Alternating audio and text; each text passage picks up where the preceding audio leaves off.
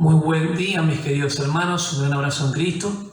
Vamos a pasar inmediatamente a la palabra, comentar un poco. El título de esta prédica es Sin muerte no hay gloria. Sin muerte no hay gloria, no hay manera. En esta semana se recuerda a todas las personas, de una u otra manera, practican un tipo de ascetismo religioso, ¿no? Someter al cuerpo, mortificarlo, como que tal vez pueda tener algún resultado contra el pecado y produzca un cambio interior. No creo para nada. Tenemos que mirar lo que la Escritura dice. Cada una de las personas está bienaventurada y se hacen un Dios a su imagen y se conforma a su semejanza. Sin embargo, en la Escritura tenemos todo lo que es necesario para esta vida y la vida de piedad. La devoción verdadera surge de un corazón que ha conocido a Cristo. Entonces, sin muerte no hay gloria. ¿De qué nos habla la palabra del Señor cuando hablamos la última semana de Jesús y sobre todo de la entrada triunfal de Jerusalén? La entrada triunfal de Jerusalén, Jesús viene caminando y viene de aquel lado de Jericó, ¿sí? Y por ahí pasa por Betfagé, pasa por otra cercanía de lo que es Betania, donde estaban Marta, María y Lázaro, y ve a Jerusalén, ¿sí? Y lloró sobre Jerusalén.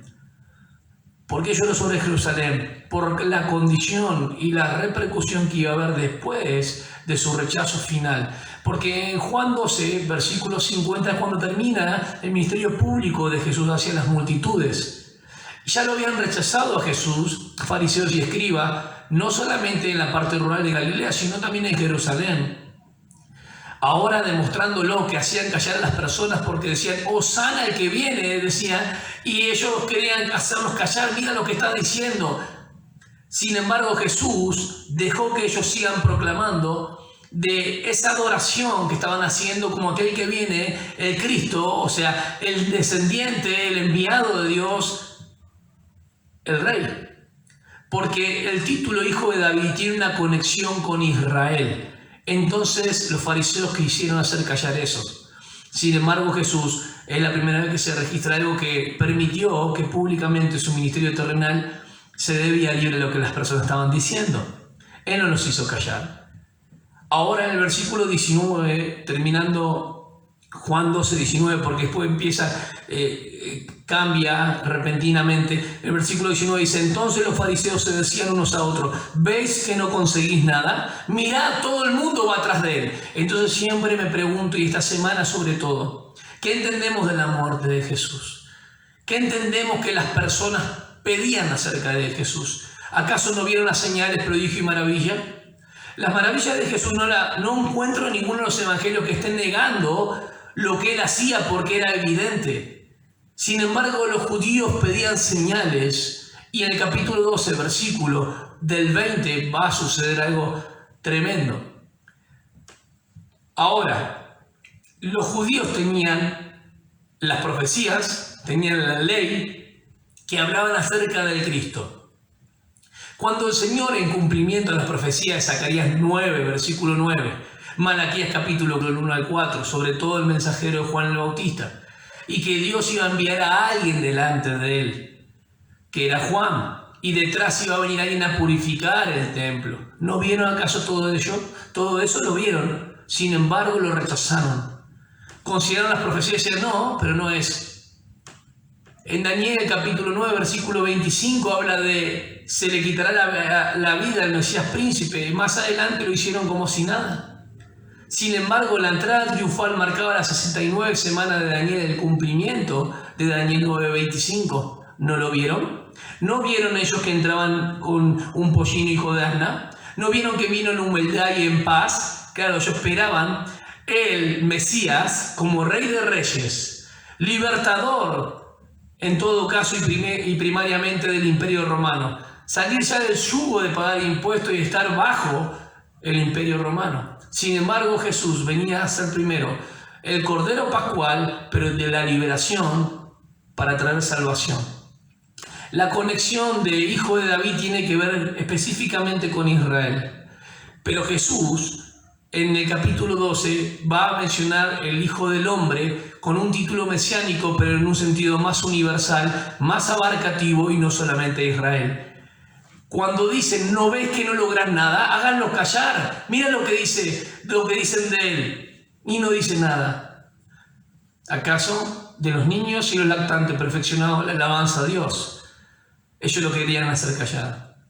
Muchas personas también dijeron Hosana, el que viene, en el nombre de Dios. Sin embargo, a los 4 días estaban diciendo crucificadle, crucificadle. ¿Qué cambio tan repentino que hizo que un día alababan o ponían palmas al pasar y a los 4 días decían crucificadle? ¿Qué no entendieron del Mesías? Que primero tenía que venir a dar su vida, a sufrir como un Mesías sufriente. Estaban las profecías. Está el siervo de Yahvé, Isaías 52 y Isaías 53. Pero ellos esperaban ya al Rey de Reyes. Veían las dos profecías, pero no podían considerarla una sola. Tenían que ver las dos. Sin embargo, ellos esperaban el libertador con un caballo como los reyes se presentaban, con poder, con esplendor. Pero Apocalipsis 19 me dice que Jesús vendrá con un caballo blanco y en su muslo dice fiel y verdadero. Él vendrá como Rey de Reyes y Señor de Señores. Y la primera venida vino manso y humilde, pero la segunda viene en juicio. Y será terrible. Ahora, cuando los fariseos dicen todo esto, ¿no veis que el mundo va detrás de él? Lo dicen de una manera, están profetizando de manera inconsciente. Están diciendo algo en una exageración. El mundo no se iba atrás de él, porque muchos también le rechazaron, muchos no creyeron. Pero el mundo se iría atrás de él para salvación, porque él es el Redentor, el Salvador del mundo. Ese es el tema de Juan. Jesús es el Salvador. Jesús es el Redentor del mundo. Ahora, fíjense qué interesante. De manera inconsciente, pero profetizaron lo que iba a suceder. Lo mismo pasa con Caifás en Juan 11:51, sobre todo cuando después de la resucitación de Lázaro, la gente, las multitudes quedan maravilladas del milagro, todos lo vieron, y aún Nicodemo sabía de eso, y dijo, ¿cómo van a juzgar a un hombre sin escuchar lo que dice, obviamente, y oír lo que habla? Sin embargo, Caifás dijo, es mejor que muera un hombre que toda la nación. Y profetizó involuntariamente, y así fue. Dios lo quiso de esa manera. Ahora en Juan 12:20 al 36, dice de esta manera, y habían unos griegos entre los que subían a adorar en la fiesta, y estos pues fueron a Felipe, que era de Betsaida de Galilea, y le rogaban diciendo, Señor, queremos ver a Jesús. Felipe fue y se lo dijo a Andrés. Andrés y Felipe fueron y se lo dijeron a Jesús.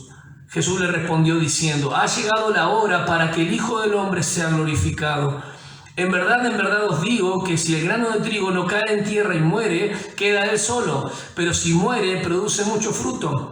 El que ama su vida la pierde, y el que aborrece su vida en este mundo la conservará para vida eterna. Si alguno me sirve, que me siga, y donde yo estoy, allí también estará mi servidor. Y si alguno me sirve, el Padre lo honrará. Ahora mi alma se ha angustiado, o se ha turbado.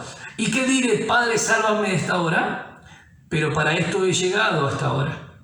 Padre, glorifica tu nombre. Entonces viene una voz del cielo, y le he glorificado, y de nuevo le glorificaré.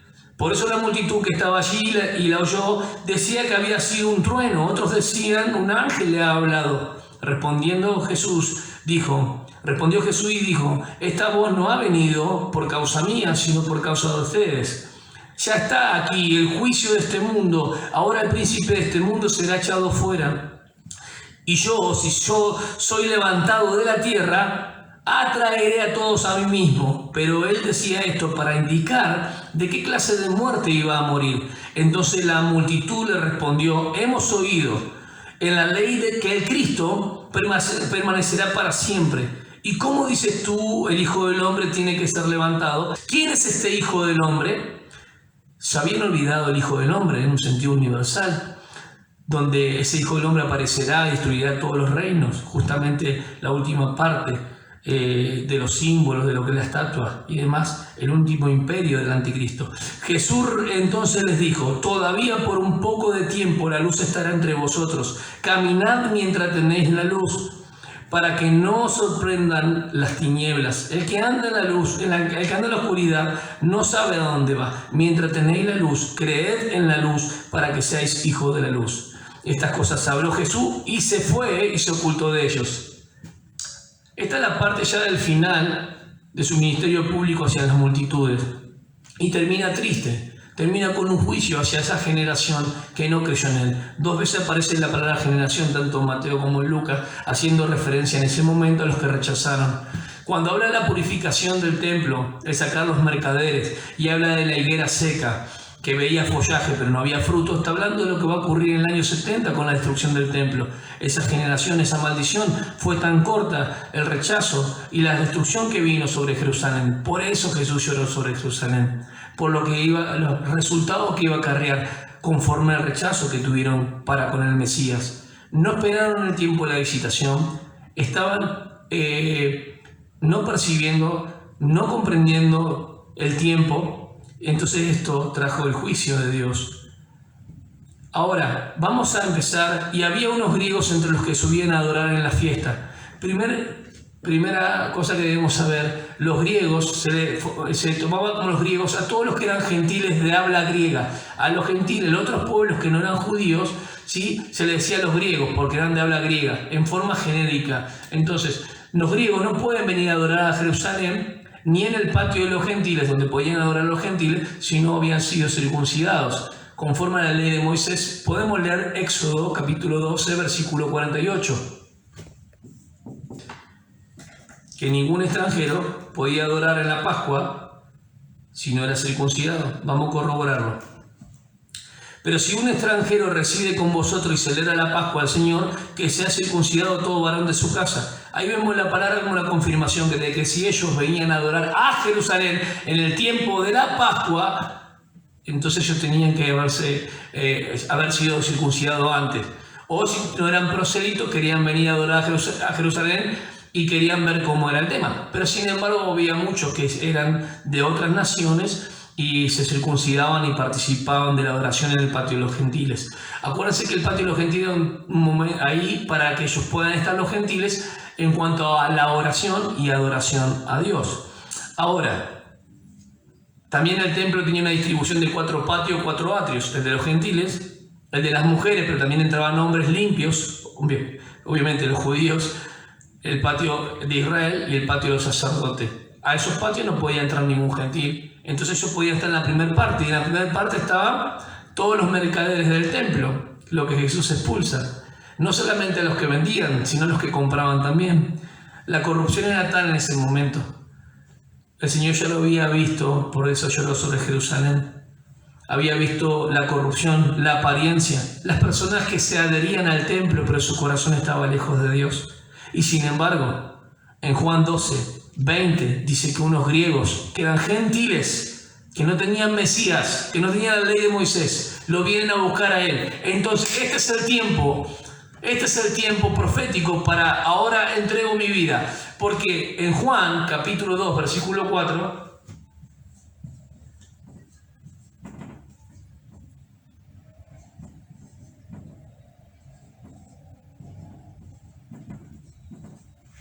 entendiendo que los 3 son del Evangelio de Juan con la samaritana. Estas 3 veces dice, todavía no es la hora, todavía no es la hora, todavía no es la hora. Sin embargo, luego que los griegos vienen a buscar a Jesús, tenemos 3 versículos, más el que estamos leyendo ahora en el 27. El 27 resulta de que los griegos vienen a buscarlo. Dice, ahora mi alma está angustiada, ahora mi alma, antes no, ahora. Cuando los griegos van a buscar a Jesús es el indicio de que esto se debe cumplir, porque se iba ahora a abrir la salvación no solamente a los judíos con el título esperado el Hijo de David, sino que el Hijo del Hombre abarcaría una forma universal. El Hijo del Hombre tiene una conexión universal de dominio, gloria y reino.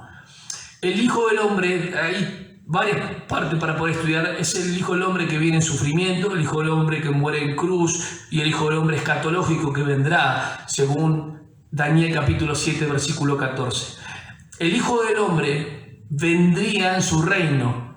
Entonces ellos cuando decían, ¿no dice la ley que el Cristo vive para siempre? ¿Qué es esto que el Hijo del Hombre tiene que morir? ¿Me van entendiendo?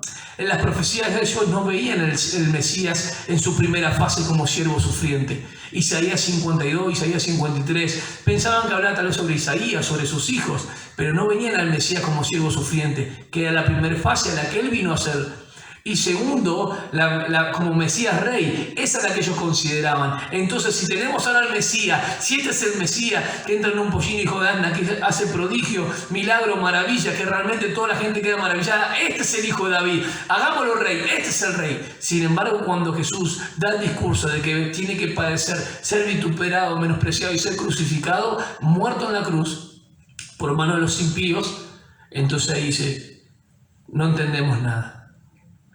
Entonces era necesario que cuando los griegos vinieron a buscarle a él, era el momento para abrir el abanico y a través de los beneficios de la muerte de Cristo Jesús llegaría también la salvación a todos los pueblos y todas las naciones. Y es lo mismo que haría con el cuerpo de creyentes en la iglesia después del Pentecostés por medio del Espíritu Santo, donde tanto judíos y gentiles, sin distinción de raza, color, piel, de estatus social o racial, entrarían a formar parte del cuerpo de Cristo por la obra de su muerte. Por eso, sin muerte no hay gloria. Primer punto importante, ya tenemos los griegos. Segundo, dice que Felipe fue y le dijo a su hermano Andrés, y ahí fueron y encontraron a Jesús y le hicieron saber en esa entrevista. Los judíos pedían señales, los griegos querían ver a Jesús. Primer punto importante, la revelación de Jesús viene la primera de su muerte, sepultura, o su muerte, su resurrección y ascensión, a causa de que los griegos lo fueron a buscar. La primera revelación. Ahora seguimos la lectura y dice, Jesús le respondió diciendo, ha llegado la hora. ¿Cuándo? Cuando los griegos lo fueron a buscar. Para que el Hijo del Hombre sea glorificado. O sea que la crucifixión es una forma de glorificar a Dios. El sufrimiento, más allá de los clavos, los látigos y el sufrimiento físico de Jesús, como lo escarnecieron, eso es todo parte de la herida que haría la serpiente en su calcañar. Pero cuando la herida sea como de muerte y de derrota, le pisaría la cabeza a la serpiente. ¿Dónde vemos, hermanos, esto? Lo vemos antes de la ley. Lo vemos antes de la ley cuando en Génesis 3:15 está el protoevangelio y después de la caída del pecado del hombre, la raza es arrastrada por el pecado de Adán. Y toda la raza muerta y separada de Dios, y el problema a resolver ese problema es el pecado. Entonces Dios envía a Cristo para resolver esto. Mientras Jesús estaba cargando en la cruz el pecado de todo el mundo, para Satanás era un símbolo de que Jesús había sido derrotado. Sin embargo, en ese mismo momento fue el juicio de este mundo y del diablo también, de Satanás. Porque lo dice en la Biblia. Primero, el juicio de este mundo, porque cuando Adán y Eva le entregan esta mayordomía a Satanás, porque lo dice en Lucas, que le fueron entregados, estaban todas las personas bajo la servidumbre de la muerte y el imperio de la muerte, bajo el temor de la muerte. Aunque los de antes esperaban al Redentor, todavía no se había efectuado la purificación de los pecados ni la muerte perfecta del Hijo de Dios. Ahora, en Hebreos capítulo 2, versículos 14 y 15 lo podemos notar. Así que por cuanto los hijos participan de carne y sangre, él igualmente participó también de lo mismo para anular mediante la muerte del poder. El poder, dice, de aquel que tenía el poder de la muerte, es decir, el diablo. ¿Quién tenía el poder de la muerte? El diablo. Y lo anuló mediante la muerte, mientras su carne, el velo su carne, hermanos, y librar a los que por el temor a la muerte estaban sujetos a esclavitud durante toda su vida, los que esperaban al Redentor. La promesa del Redentor está en Génesis 3:15. Ya vemos que nos habla, si bien estamos en la semana que se conmemora lo que es la Pascua, se recuerda porque es una fiesta judía, Cristo es la Pascua. Cristo es nuestra Pascua, pero aún antes de la Pascua ya hubo un sacrificio en Génesis 3:21 donde no fueron las obras de Adán ni de Eva por las cuales no quiero esas obras no pueden salvarte. Cristo es el antitipo de lo que se hizo el Cordero que fue sacrificado en Génesis 3:21. Ese es el tipo. Por eso fueron vestidos con esas pieles, mostrando que Dios proveyó para ellos. Y la sangre derramada de ese sacrificio muestra como símbolo y como tipo de la expiación que el Señor va a hacer en forma total, porque la sangre de los animales no podía quitar el pecado, pero la sangre de Cristo sí. Los animales, ni la muerte de los animales pueden limpiarnos nuestra conciencia, Cristo sí. Entonces, el Redentor del mundo. Miren qué interesante lo que va a hablar en cuanto a la metáfora agrícola. Agro es campo. La imagen agrícola, Jesús se la dice a la samaritana en el capítulo 4. Va a haber una gran cosecha cuando mi obra sea efectuada. Acá le habla de que para que esa obra sea efectuada tiene que morir el grano, pero tiene que ser sembrado, tiene que ser plantado para dar mucho fruto. Porque esa cosecha no va a llegar si ese grano no muere. Entonces, si no hay muerte, no hay gloria, porque la vida resulta de la muerte. Y esta es la paradoja, que en su muerte tenemos vida, y esto se aclara con la resurrección. Hermanos, es muy importante. La primera revelación es a través de que los griegos vienen a buscarlo y él revela su muerte, resurrección y ascensión. Y dice, todavía no es mi tiempo. Pueden buscarlo también en Juan 7:30, Juan 8:20.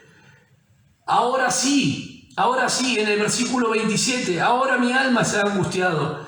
Capítulo 13 de Juan, así como el 12, 27, 13:1 y 17:1, todo el Evangelio de Juan, ahora sí, todavía no. Vemos que describió su cuerpo como un grano, sembrar, plantar en la tierra. Al morir el Señor produciría una gran cosecha, porque su muerte fue necesaria, hermano, para esta gran cosecha. La humildad de Jesús dando su vida con sacrificio resultaría en vida eterna para muchos. Oh necio, ¿no te das cuenta de que lo que se siembra? Cuando habla Primera de Corintios, tiene que ver con el grano que se siembra. Primera de Corintios, capítulo 15, versículo 36 al 38.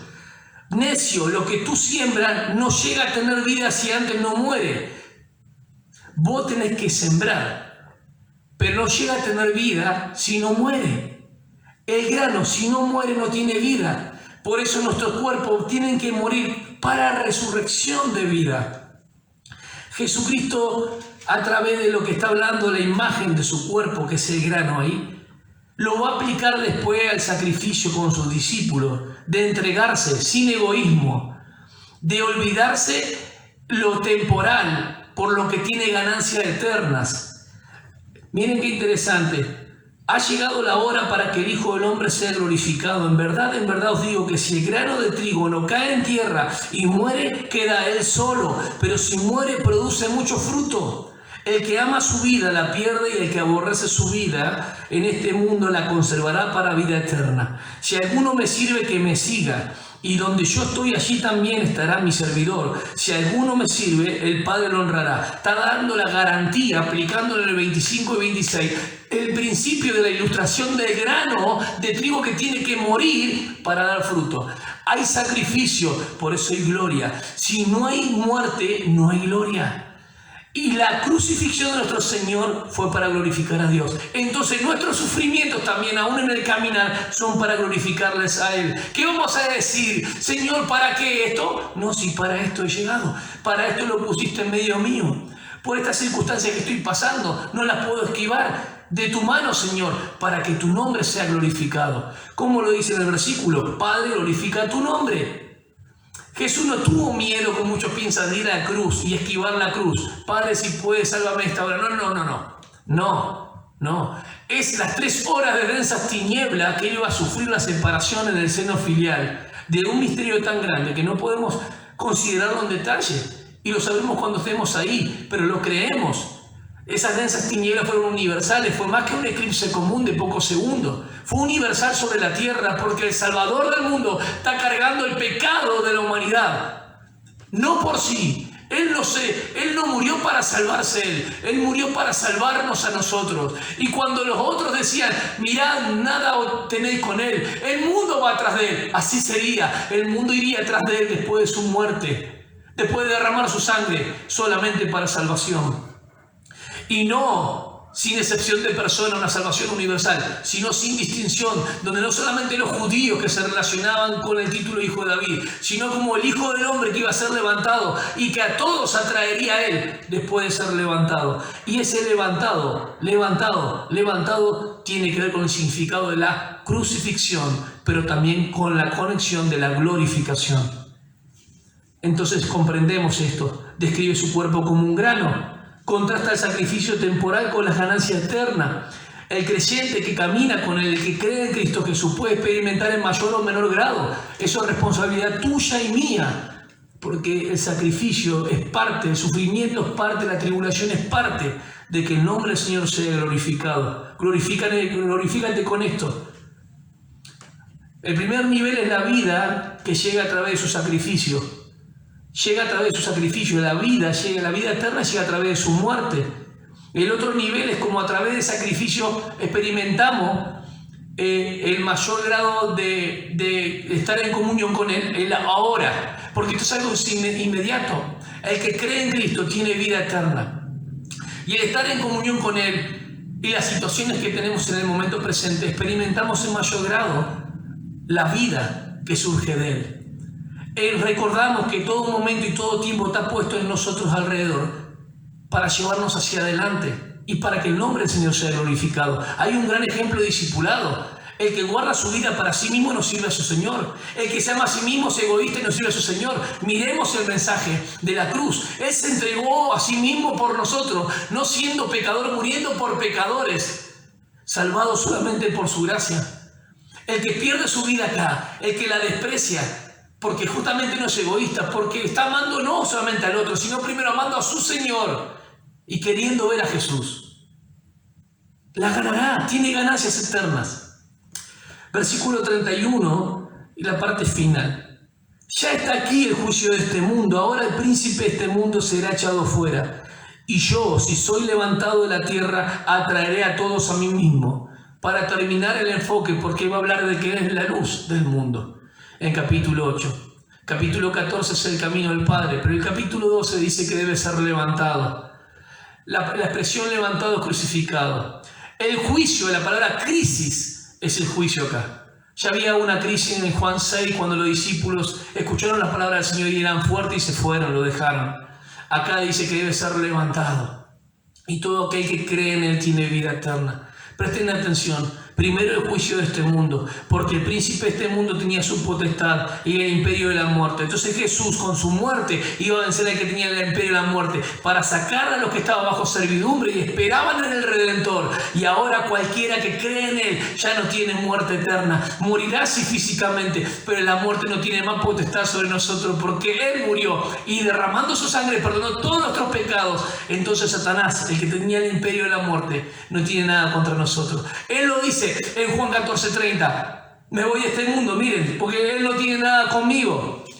14:30 Jesús dice de esta manera, no hablaré mucho más con vosotros porque viene el príncipe de este mundo y Él no tiene nada a mí. Él no tiene nada a mí ni en vos tampoco porque estamos en Cristo.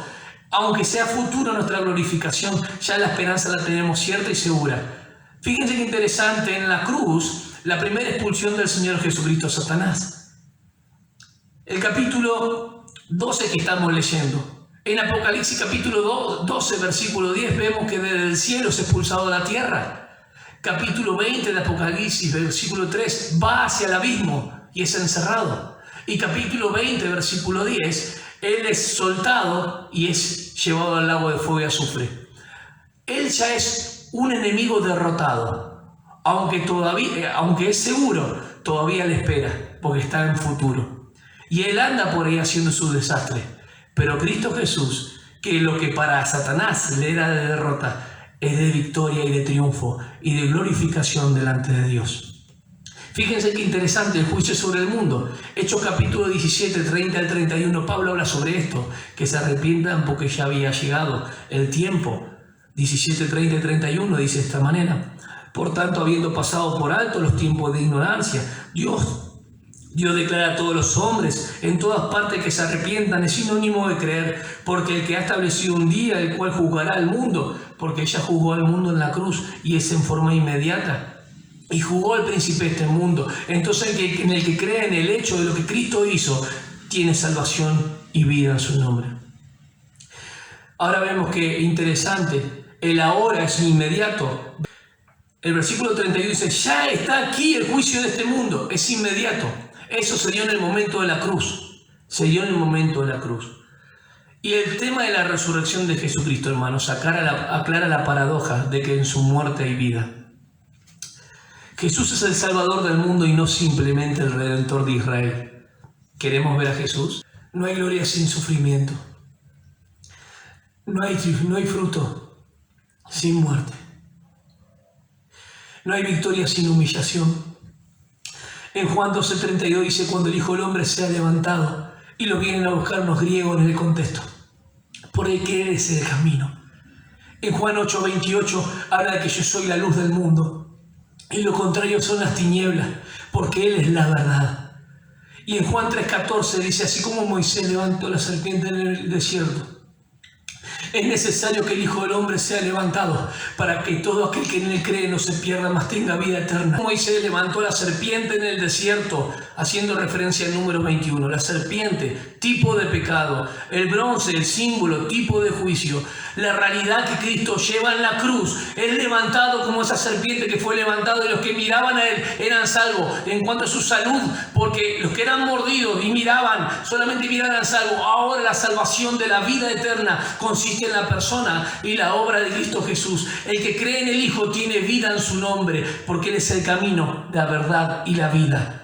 No hay gloria sin sufrimiento, no hay fruto sin muerte, no hay victoria sin humillación. Y Él dijo, cuando sea levantado, a todos atraeré a mí mismo. Y si hoy estás siendo atraído por Cristo es porque el Padre te ha llamado, porque Jesús dice en Juan 6:44 y 45, nadie puede venir a mí si el Padre no lo arrastra, si no lo atrae. No es una fuerza coercitiva, es algo que te obliga, es el amor de Cristo, en el cual Dios Padre ve, no tus méritos, sino toda la obra que Cristo hizo. Derramó su sangre por el perdón de nuestros pecados, satisfizo la ira de Dios, y hoy tenemos vida en su nombre. Si no hay muerte, no hay gloria. Sin sufrimiento no hay victoria. La humillación hace que podamos ver la gloria de Cristo. ¿Por qué? Porque de tal manera amó Dios al mundo que dio a su Hijo unigénito, para que todo aquel que en él cree no se pierda, mas tenga vida eterna. Dios te bendiga.